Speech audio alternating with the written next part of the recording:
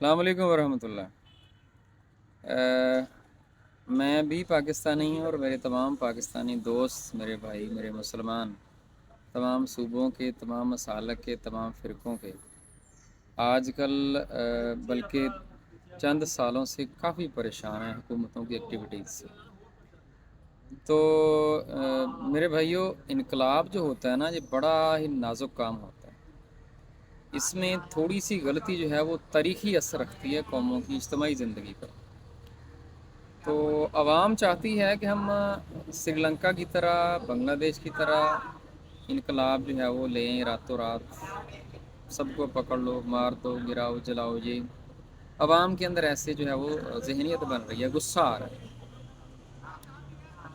हो सकता है ऐसे हो जाए, लेकिन इसका रिज़ल्ट शाम की तरह, इराक़ की तरह, लीबिया की तरह भी निकल सकता है, यानी तबाही भी हो सकती है।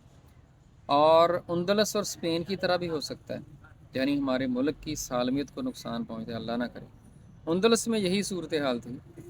इनकलाब स्टार्ट किया गया लेकिन वो मुल्क ही जाता रहा। खिलाफत इस्लामी के ख़िलाफ़ यही इनकलाब के नारे लगे थे सऊदी अरब से, लेकिन खिलाफत इस्लामी ही जाती रही। अभी इन दो ऑप्शंस में कि अवाम की नफ़रत का रिज़ल्ट क्या निकलता है, और इस सूरत हाल में मैं एज़ आ मुस्लिम, पहले भी एक वीडियो हम अपने चैनल पर अपलोड कर चुके हैं।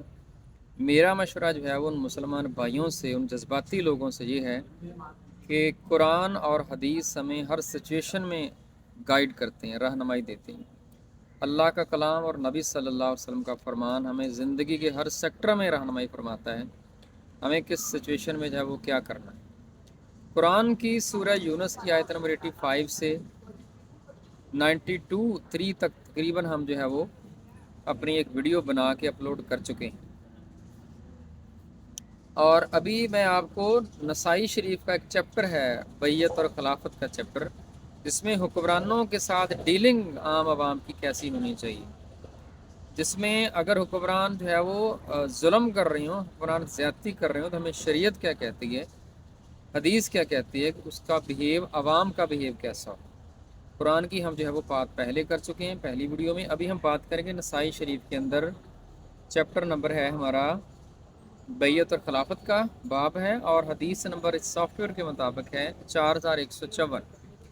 सही हदीस है, इसके मुताबिक सुनने वाले इस हदीस की तहकीक कर सकते हैं, हदीस ज़ईफ़ है या सही है। अबादा बिन सामत रज़ी अल्लाह ताला फरमाते हैं कि नबी सल्लल्लाहु अलैहि वसल्लम की हमने जब बैयत की है, हमने बैयत किन शराइत पर की कि हम हर आसानी और तंगी और खुशी नाखुशी में आपकी बात सुनेंगे और अतात करेंगे, नबी सल्लल्लाहु अलैहि वसल्लम, इस पर तो शक कोई नहीं। लेकिन आगे हुक्मरानों के बारे में बात है, और हम हाकम से इसकी हुकूमत नहीं छीनेंगे, हुक्मरानों से हुकूमत के बारे में नहीं झगड़ेंगे। ये आगे और 5 हदीसें या उससे ज़्यादा हदीस लगातार हैं कि हुक्मरानों से हुकूमत के लिए झगड़ो ना, छीनो ना। इसका रिज़ल्ट आपका लीबिया वाला और शाम वाला भी निकल सकता है जब आप हुक्मरानों से झगड़ेंगे। इसका रिज़ल्ट खिलाफत इस्लामी के टूटने पर, खिलाफत ख़त्म होने के नतीजे में भी निकल सकता है, और इसका रिज़ल्ट जो है वो स्पेन जैसा भी निकल सकता है। और ये कब तक चलेगा, ये वक्त फ़ैसला करता होता है। हुक्मरानों से नहीं झगड़ेंगे और हम हक़ पर कायम रहेंगे जहाँ भी होंगे, और किसी मलामत करने वाले की मलामत से नहीं डरेंगे। ये इतनी हदीस है, जो हमारी समझ में आया वो हमने बयान कर दिया। दूसरी हदीस है इन्हीं जो है वो सहाबी से कि हम हर आसानी और तंगी में नबी सल्लल्लाहु अलैहि वसल्लम की बात सुनेंगे और अतात करेंगे। उसके बाद नेक्स्ट हदीस है में भी यही अल्फाज हैं कि हम हाकम से इसकी हुकूमत के बारे में झगड़ा नहीं करेंगे, और हम जहाँ भी होंगे हक़ पर कायम रहेंगे और किसी मलामत करने वाले की मलामत की परवाह नहीं करेंगे। ये हदीसें जो है वो तकरीबन 5 से 6 अहादीस लगातार हैं कि हुक्मरान से हुकूमत पर ना झगड़ो, लेकिन ख़ुद ज़ाती तौर पर, हदीस नंबर 4158 है कि आप ज़ाती तौर पर अदल और इंसाफ पर कायम रहें, और अल्लाह ताला की इताअत के बारे में किसी मलामत करने वाले की मलामत से न डरें। हमारी ज़ाती ज़िंदगियाँ दुरुस्त होनी चाहिए। सबसे पहला काम, ज़ाती ज़िंदगी दुरुस्त हो। वो जो सूरह यूनुस की आयत बताई हैं मैंने पिछली वीडियो में 85 से 92 सूरह यूनुस, उसमें भी यही है कि रिवाइज़ कर देते हैं कि जब बनी इसराइल पर फ़िरौन जुल्म कर रहा था, एक ज़ालिम हुक्मरान मुसल्लत था, اللہ ताला ने मशवरा उस कौम को ये दिया था कि मसाजिद, घर में मस्जिदें बना लें, किबला रुख हो जाएं और आप नमाज पढ़ें, और फ़िरौन का इलाज हम खुद कर देंगे। और आगे अल्लाह ने फरमाया कि फ़िरौन को हमने डबो दिया और बनी इसराइल को हमने बचा लिया। तो बजाय इसके कि शर पसंदी या आपस का झगड़ा और कौम की तकसीम और आपस में मजहबी फ़िरका वारियत, और इसका नुकसान ये होता है कि आप सिस्टम को चेंज नहीं कर सकेंगे। किसी एक ग्रुप को मार पड़ती है, दूसरा ग्रुप तमाशा देखता है। उन आयात में ये बताया गया कि आप नमाज़ पढ़ें। सबसे पहला काम हमें क्या है? हमें अल्लाह की मदद चाहिए। अल्लाह चाहेगा तो होगा, अल्लाह नहीं चाहेगा तो नहीं होगा। हमें रिस्क देता है अल्लाह ताला, हमें खाना देता है अल्लाह ताला, हमें घर देता है, माल औलाद अल्लाह ताला देता है। तो हुक्मरान कौन देगा? अमेरिका देगा कि फ़ौरन मदद देगी? और ये जमातें हमारी अक्सर ये गलती कर जाती हैं, किसी दूसरे मुल्क की तरफ देख रही होती हैं। इसकी बदतरीन मिसाल अफ़गानिस्तान की हुकूमत से जो है वो नज़र आ रही है। दाढ़ी वाले भी हैं माशाल्लाह, पगड़ियाँ भी हैं, टखने भी नंगे हैं, लेकिन मदद के लिए इंडिया के पास गए पाकिस्तान के ख़िलाफ़। चलें, जैसा भी है, मुसलमान तो है ना। एक मुसलमान दूसरे मुसलमान का, चलो ये भी तस्लीम कर लेते हैं, ज़्यादती होगी आपके साथ, तो आप अल्लाह से मदद मांगें। आप इंडिया के मुशरिकीन के बुत परस्तों के पास जाके क्यों बैठे? इस तरह शर फैलता है, इस तरह फसाद होता है, कत्ल गारत होती है, आपस के इख्तलाफ बढ़ते हैं, तबाही होती है, मुल्क ख़त्म हो जाते हैं, खिलाफतें ख़त्म हो जाती हैं। इसलिए ऐसा बिहेव नहीं करना। सबसे पहले अल्लाह की मदद तलब करना। और अल्लाह की मदद तलब करने के लिए सूरह यूनुस में अल्लाह फरमाते हैं कि आप नमाज़ पढ़ें जब आपके ऊपर जुल्म हो रहा हो। और हदीस के अंदर क्या है? हुक्मरानों से, हुकूमत के बारे में झगड़ा नहीं करना। रिज़ल्ट क्या होगा? अल्लाह रास्ता कैसे निकालेगा? वही दरिया फ़िरौन को डुबो रहा है, वही दरिया बनी इसराइल को बचा रहा है। यानी उसी तरह के माहौल में, उसी तरह के सिस्टम में एक बेहतरीन मुसलमान का ग्रोह जो हुक्मरानों के जुल्म से तंग होगा, अल्लाह उसको उसी निज़ाम से बचा लेगा, और उसी निज़ाम के अंदर हुक्मरानों से जान जो है वो छूट सकती है। शरीयत ये बताती है। और हदीस नंबर